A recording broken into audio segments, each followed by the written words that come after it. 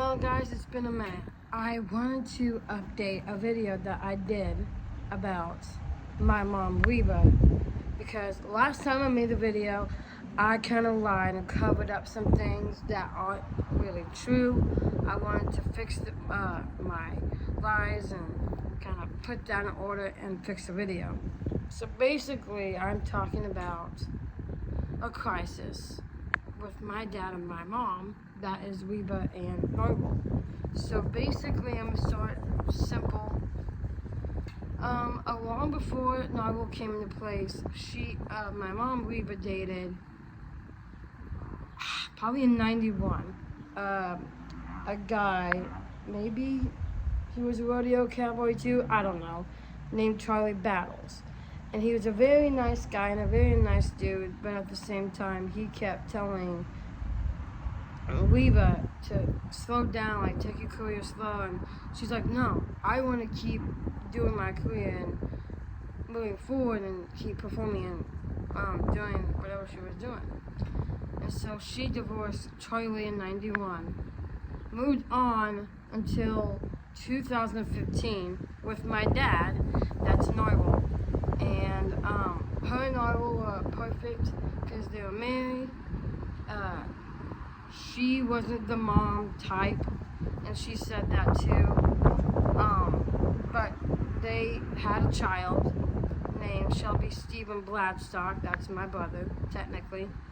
But she really did say she was never the mom type, and I understand why and that whole story, and I get it. Anyway. After she got Shelby and whatever, I guess something happened between my mom and dad, whether it's money, because the number one thing in a family is money or something else. Basically, my mom and dad, Narvel and Reba, had an argument about something, or they fell out of love about the relationship and what was happening through their marriage. So they divorced in 2015. Sorry, my hair's all everywhere. And Narvel, my dad, is still co-parenting with me and Shelby and Brandon. And they're taking it slow, but very good down the road. Then after Narvel came into the picture, Skeeter came into the picture. That's the person I talked about in my last video. And I think either she dumped him, but my thing is I think Skeeter dumped Reba, just because I feel like they were in too many places. Like, she wanted to be on tour singing, he wanted to be home and do like a million things, so, and then that happened.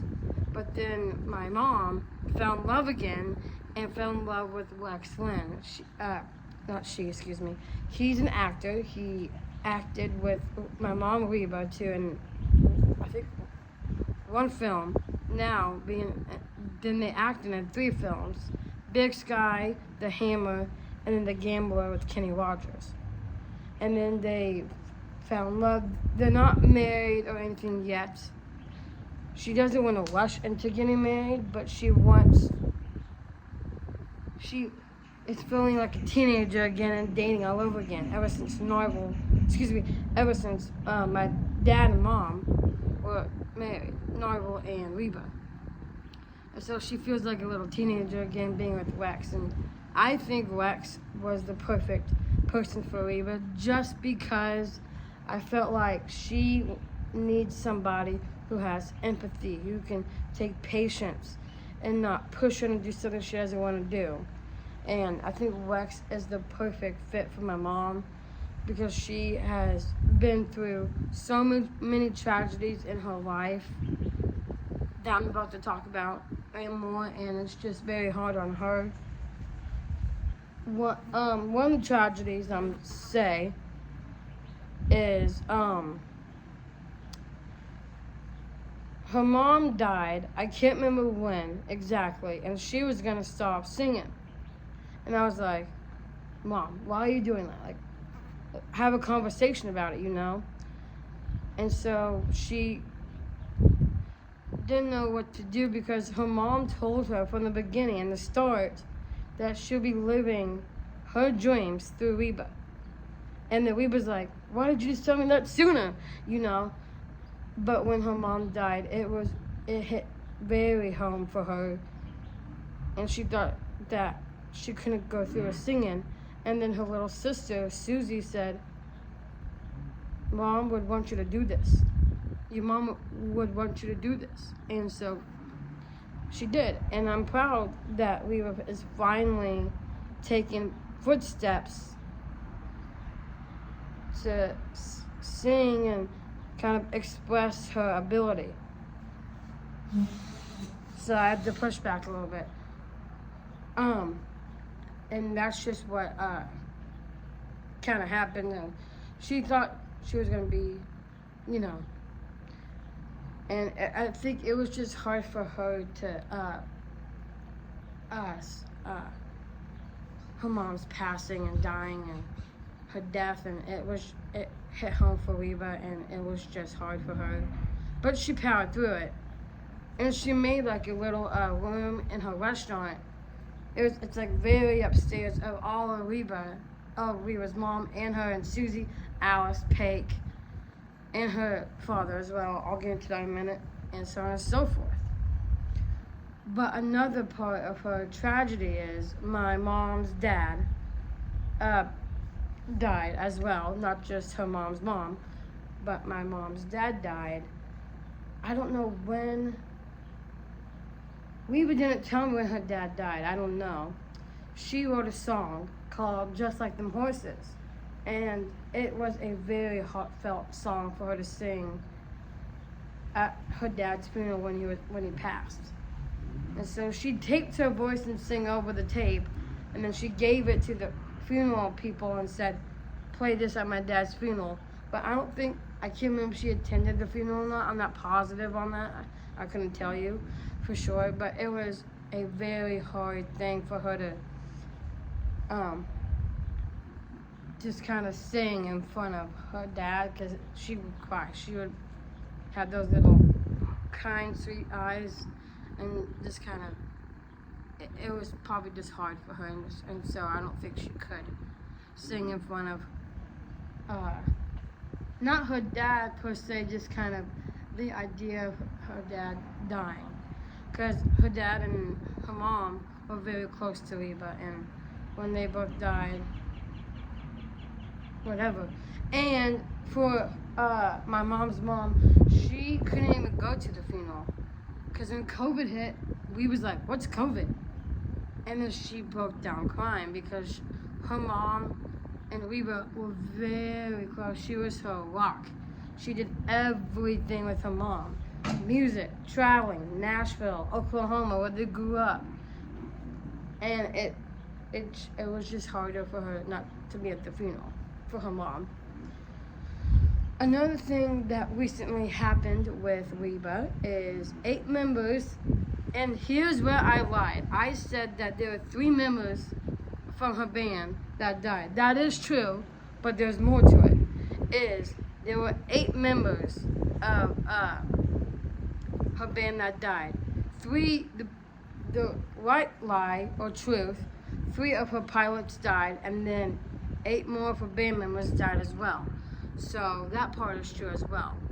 And at that time, she was completely devastated and very upset and bawled her eyes out. And Dad kept going room to room on the phone, talking to Reba, and said, Reba, I gotta take this call. Get out of the room, you know.